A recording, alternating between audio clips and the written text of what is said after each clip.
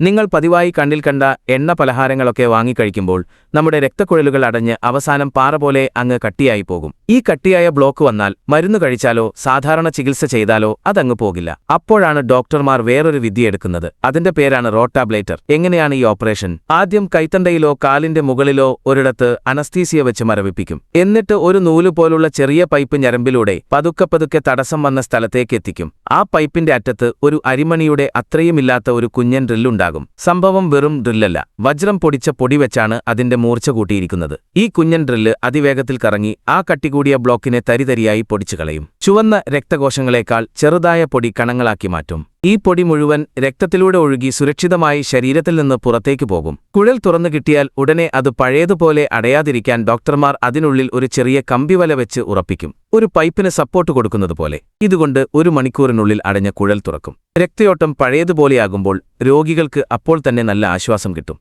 ഓർക്കുക, ഇതൊരു വലിയ ചികിത്സയാണ്. അതുകൊണ്ട് ഇപ്പോൾ തന്നെ നിങ്ങളുടെ ഭക്ഷണം ശ്രദ്ധിക്കുക. എപ്പോഴും എണ്ണപ്പലഹാരം കഴിക്കുന്ന നിങ്ങളുടെ സുഹൃത്തുക്കൾക്ക് ഈ വീഡിയോ ഒന്ന് അയച്ചു കൊടുത്തേക്ക്. കൂടുതൽ അറിവുകൾക്കായി ഫോളോ ചെയ്യാൻ മറക്കല്ലേ.